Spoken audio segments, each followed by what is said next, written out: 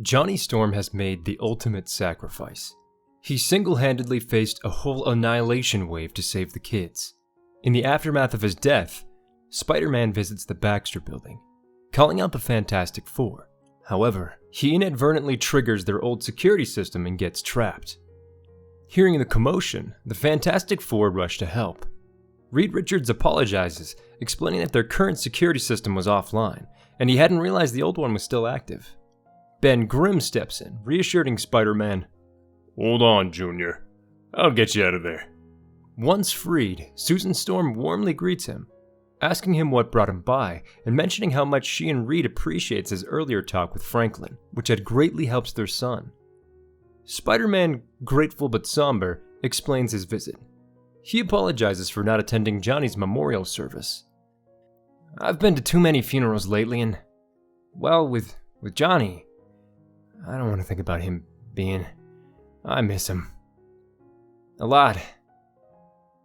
The group gathered in the Fantastic Four's kitchen, drinking coffee and sharing memories.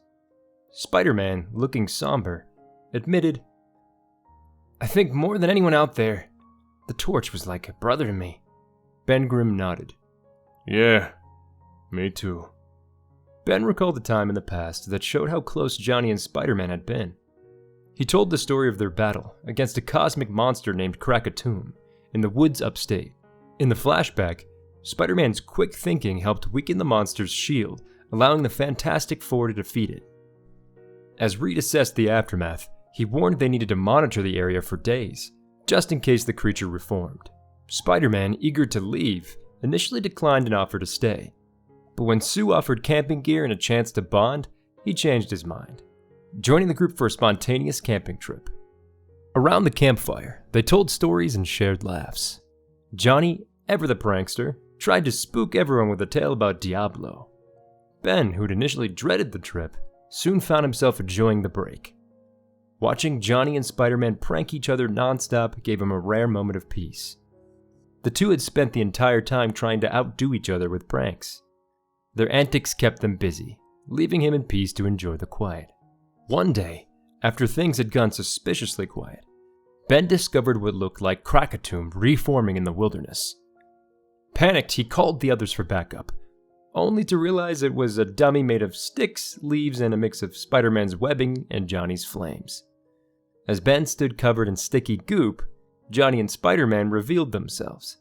Ben, pretending to be furious, chased them off, yelling about showing them some Yancey street-style appreciation. Ben chuckles, reflecting on how he worried about losing one bratty brother and ended up with two. He continues, "Yeah, but it's a good reminder. When it comes down to it, you don't have to be related to be a part of this family. So if you need a brother now, you look to me. Got it?" Spider-Man smiled, feeling comforted. "Thanks, Ben." Sue chimed in, promising Peter he could always think of her as his big sister. Spider-Man smiled, admitting he already did, except for that one time, when Johnny and he had to take Sue home from an embarrassing incident. Sue, flustered, quickly decided to tell the story herself. While searching, Johnny got sidetracked signing autographs for fans. Swinging onto the scene, Spider-Man decided to teach Johnny a lesson. Spider-Man yanked down Johnny's pants in front of everyone, causing a commotion among the girls nearby. A shocked Sue scolded Spider-Man as he ran off with Johnny's pants, and Johnny chased after him, yelling for his dignity. The chaos ended when Sue reminded them that they were in a serious situation, tracking the Frightful Four in the area. Unfortunately, the Frightful Four chose that moment to ambush them. A fight ensued. Spider-Man returned Johnny's pants mid-fight, prompting Sue to scold Johnny for lagging behind. Johnny, while hurriedly putting his pants on, defends himself saying, "Geez, sis, give me a second, will ya? You don't go into battle without your pants on. It's a guy thing, okay?" Sue, unimpressed, decides to test this theory by making the trapster's pants disappear. As Spider-Man lands a punch on the now embarrassed villain, he quips, "Tighty whities, huh? That's why you changed your name to the Trapster?" Sue, enjoying her new tactic, moves on to Abner, vanishing his pants as well. Meanwhile, Johnny charges back into the fight, thanking Sue for making his job much easier. "Like shooting pantsless fish in a barrel." Sue then turns her attention to the wizard, mockingly calling him trouserless, before removing his pants too.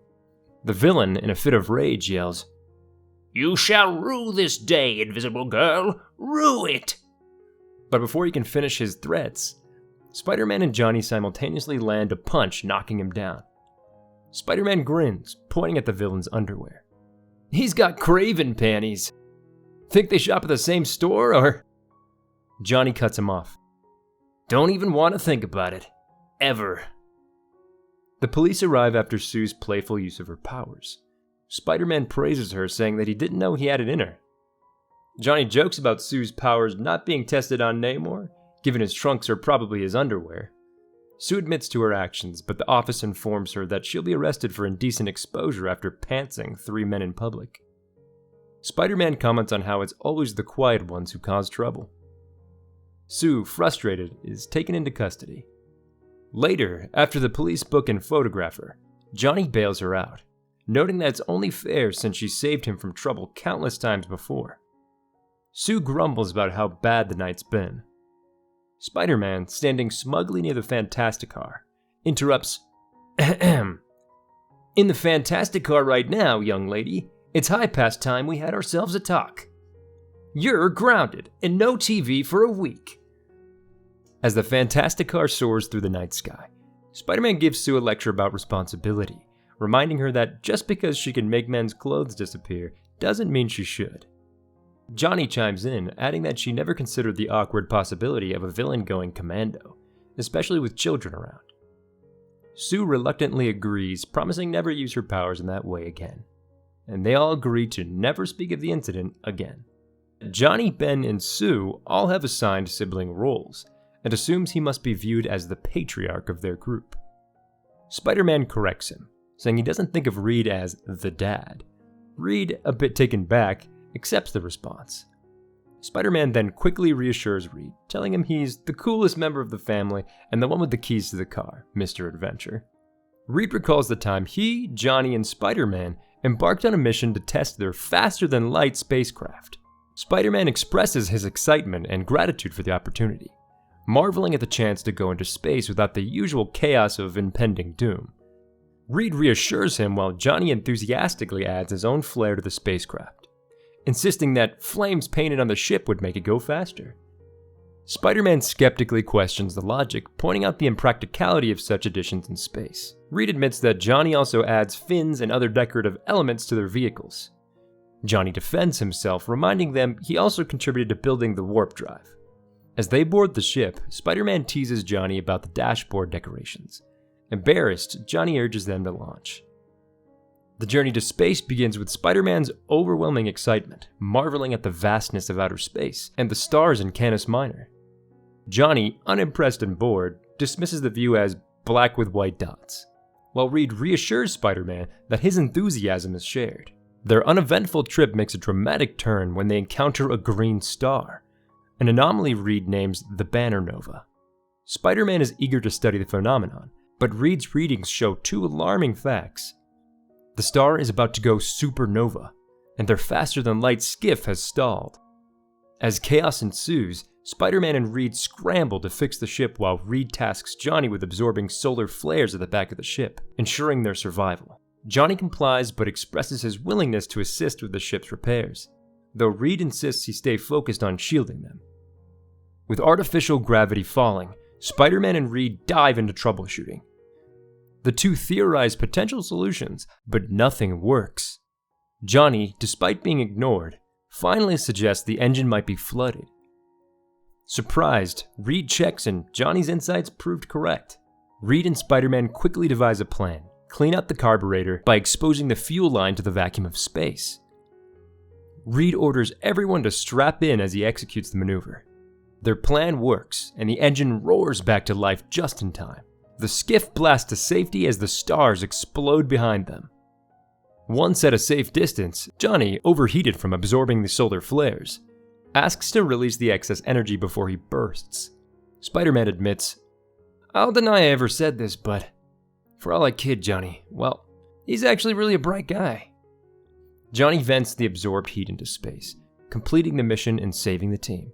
In the present, Spider-Man laments that he never told Johnny how much he admired him while he was alive. Reed reassures Peter, saying it's time for Johnny to have the last word.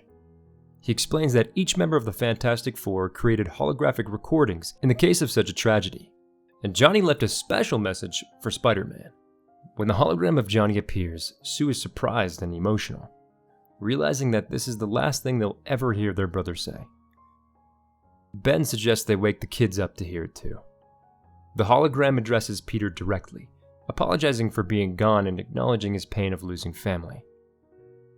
Johnny calls Peter his family and offers him more than just material belongings. He offers him a spot in the Fantastic Four, alongside the best sister, 2 brothers, niece, and nephew a guy could ask for. We all love you, Pete. So, you up for it, bro? We're all here for you. Johnny extends his hand, and one by one, the remaining members of the Fantastic Four place their hands on his. Peter, moved to tears, places his hand on theirs as well. In a final, bittersweet moment, Johnny's hologram ends with a playful, "Ha! Gotcha!" Thanks for watching this video. I hope you enjoyed it. And please don't forget to like this video and subscribe to the channel if you want some more.